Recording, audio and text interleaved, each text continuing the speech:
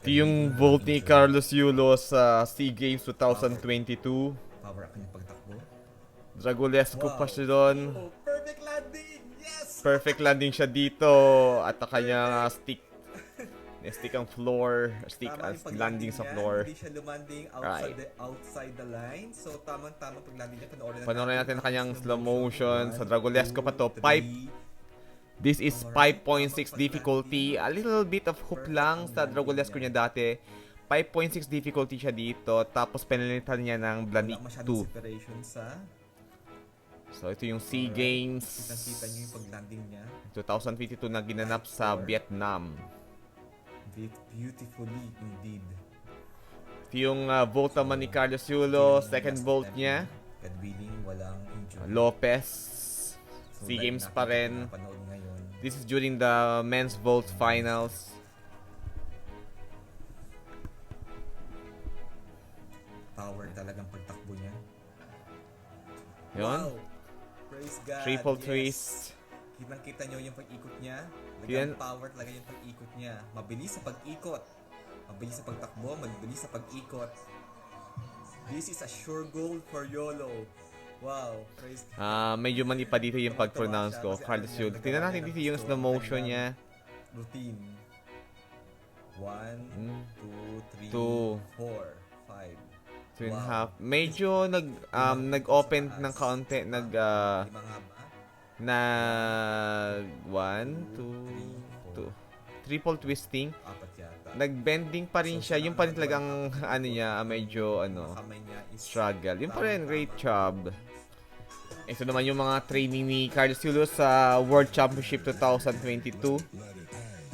Panoorin natin yung mga landings niya dito. Ang sarap balikan ng mga landings niya sa floor. Wow. During the qualifications, siya ang pinakamataas dito sa floor. I think this was 15.1. This is the same difficulty that he did during the Paris Olympics 2024. So kung ano yung nakita natin dito sa performance niya, ito yung podium training. Kung ano yung nakita natin dito na perform si Carlos Yulo is ito na yung performance niya din na ginawa niya sa Paris Olympics. Same execution, same difficulties, same twistings.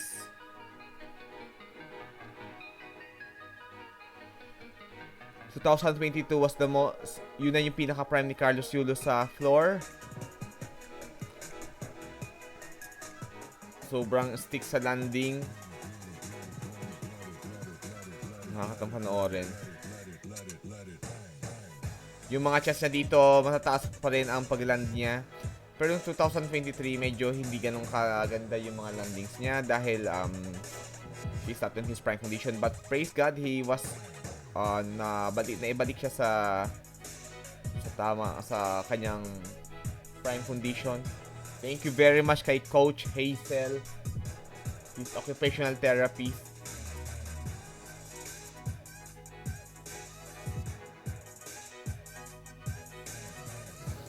So, balikan ng kanyang mga landings. All are good. Yan naman, ito naman yung during the Asian Senior Gymnastics Championship 2022 na ginanap sa Qatar. So, pa sa ginawa niya doon.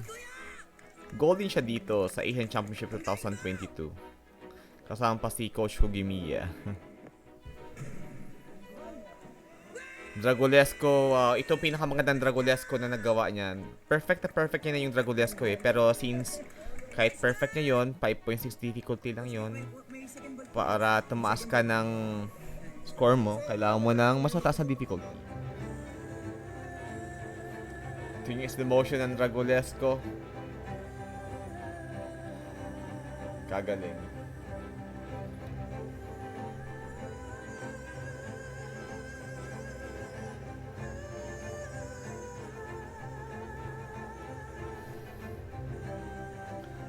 Sa kanyang chest dito at kailangan pa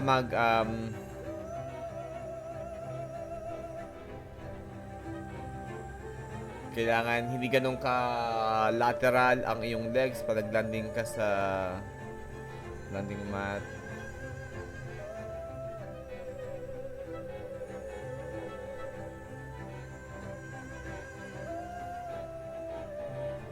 Lopez meron siyang 5.6 difficulty dito. 5.6 difficulty rin sa Dragulesco. Kaya ang average siya dito is 14.8 something. Hindi pa inaabot yung 15 point something score. Ito naman yung panoorin natin yung vote ni Carlos Yulo sa All Japan. Same pa rin nung December 2022.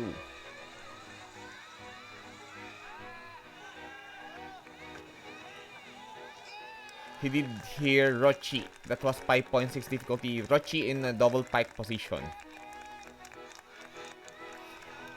Medyo inaaral niya pa dito yung double pike. Nagsimula siyang aralin dito yung double pike. Nung All Japan. Wala pang Blanik 2. 1, 2. Yan. Rochi pa lang siya. In a double pike position. Wala pang triple twist with a triple somersault with a single twist. 5.6 difficulty. Wow, 9.3 execution. That was 14.9. So, kahara double pike. Yung floor exercises ni Carlos Yulo sa All Japan pa rin to noong December 2022. Floor exercises pa rin. Panoorin natin yung mga perfect landings niya. Mabisan to. Just 1 minute. Tapos na siya. Sarap ng panoorin. And please do not forget to subscribe, like, and share to this channel. Wow. Ayun, medyo nag-a-adjust pa siya dito. At yung panahon na nakukuha ni Carlos Yulo yung prime niya sa floor. At yun si Ko Shugemiya.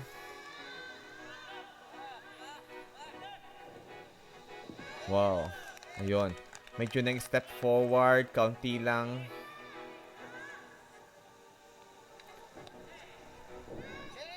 Pero maganda dito, mataas pa rin yung chest si Carlos Yulo. Ka-member niya pa dito sa team si na Shinizuke.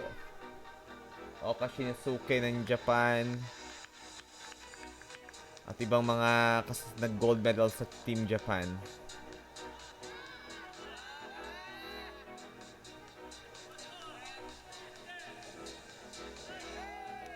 Perfect landing pa rin. All around kasi to eh. Awesome. Amazing. Amazing job.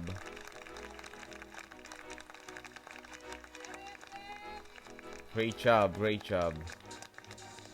So, 6.4 difficulty dito. 8.4 execution. 14.8 total score. Panoorin naman natin yung floor ni Carlos Yulo sa Big Apparatus World Cup to eh. Ng, I believe this was 2023. Big Apparatus World Cup. Kasi hindi pa siya nag-World Cup noong 2022. Very popular here in the Doha Arena because there's a lot of kabayan here. 2023, I think this was it's either March or April 2023 FIG Apparatus World Cup. At gold siya dito sa floor. Ito sa look back. Wala nang slow motion, kundi these are the only... Wow, that's great. Pero during this time, hindi pa niya nakukuha yung 15.1 score sa floor. Wow. That's amazing. Just remember that this Doha Arena is the arena. Although may mga hoop pa dito si Carlos Yulo, yung mga hoop niya medyo malalayo yung mga hoop niya dito. Pero maganda dito sa mataas pa rin ang chest niya. Yung World Championship 2023, hindi ko na po siya nakuha yung video kasi masyado siyang copyrighted. May hesitation siya dito. Medyo unti-unti ditong nangihina si Carlos Yulo sa floor. Sa consistency. At nung World Championship nga, nawala na sa consistency si Carlos Yulo. Wow, and look at that. Mababa doon ang kanyang chest. It's very difficult. Pero gold pa rin dito si Carlos Yulo sa floor. Wow. Amazing. Muntik na. A good save. Awesome, Great awesome. job.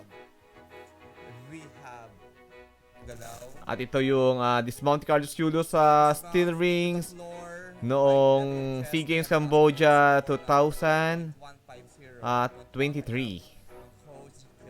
And his vault in the SEA Games 2023. Double fight. Sukahara. 1, 2. Ganda ang form. Straight legs. So he did here Rochi. Medyo parallel ang kanyang vault sa floor. Pero he's still doing the Rochi. Rochi double pike, not yet the Blanik 2 kasi wala pang twisting. Ito naman ang the vault of Carlos Yulo sa Asian Championship 2023. Great job sa Lopez dito. 5.6 difficulty sa Lopez dito and execution is 9.266. 14.866.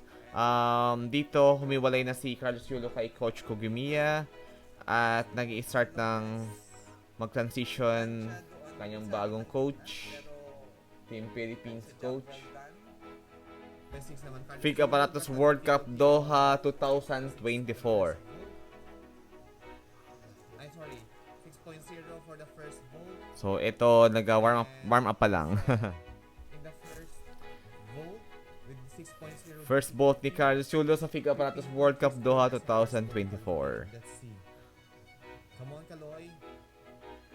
Yes, that is Blanik 2.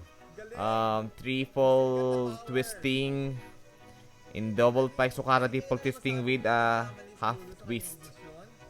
Or he's trying to prove that tama ang kanyang desisyon. But it was good. His 15.3 was good. I believe nag-concentrate si Yulo sa vault. Panoorin natin yung slow motion ng vault niya. Medyo napabayaan. Ito yung months before the Olympics. I think this was March. Good leg extension sa pipe. Yun lang, medyo mababa yung ano niya, yung kanyang chest dito sa landing dito. Inaaral niya pang itaas. Yung chest. Mababa yung chest sa landing Same ito na nangyari noong qualifications sa Paris Olympics. So, Mababa yung kanyang chest. amazing. Ayun lang. Pero sa during the Olympics na naayos niya yan, mataas na yung kanyang chest. Good job for Carlos Yulo. This is one of the most difficult vault in the world Yes. as of now. And ito naman sa second vault sa Fig Aparatos World Cup Doha 2024. Lopez, and that's it. Good one. Same execution that he had during the World Cup in the last year. um, World Championship. This is a good job for Paris Carlos Olympics Yulo. 2024. I'm not sure if it's gonna be gold kasi wala pa si Arthur Dapian. But it's gonna be Nung World Championship 2023, hindi ko na naipakita dito dahil medyo mahirap yung ano. Yan si Coach Hazel, the occupational therapist of Carlos Yulo, nagpagbalik sa prime ni Carlos Yulo sa kanyang mental stability. And the rest is history. Nakita nyo na sa Paris Olympics 2024 kung paano na perfect ni Carlos Yulo yung kanyang Lopez and also his medyo at the side pa dito si Carlos Yulo pero during the Paris Olympics 2024 he landed na sa center. Here medyo nagdalan pa siya sa side at inayos niya ito during the Paris Olympics and ang taas ng height niya talaga dito. So trademark yan ni Carlos Yulo na mataas na talaga ang kanyang mga chest during the flight.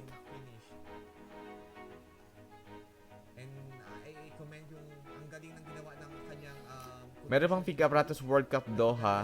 To say Baku 2023. Try kong hanapin. Pero dito medyo may leg separation pa si Carlos Yulo dito. Naayos siya rin to during the Paris Olympics. That's it. A little bit of just a leg separation. Pero dito hindi nag-leg bending. Hindi nag-bend yung kanyang legs sa flight. Pero during the Paris Olympics, nag-leg bending siya during the I believe during the all around or qualifications sa vault. Yan. Ito yung laban ni Carlos Yulos sa Azerbaijan kung saan gold din siya sa vault. FIG Apparatus World Cup Baku, Azerbaijan niya.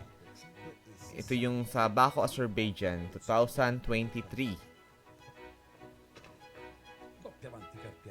He did here Rochi pa. Rochi in double pike. So like it's a Rochi double pike. 5.6 difficulty pa dito. Hindi niya pa itinataasan yung difficulty niya. It was 5.6 difficulty pa. Yes, good height. 1, 2. So double twisting pa. Pero almost perfect niya na dito yung Rochi double pike niya. The good height ng chest. Io penso di sì, perché l'esecuzione di questo volteggio era quasi perfetta e adesso aspettiamo di vedere il secondo salto. Nag-going na siya sa, wow, it was 15.033, 5.6 difficulty. Kaya during the, nung nilagyan niya ng, wow, great job sa Lopez. Kaya nung Olympics, nilagyan niya ng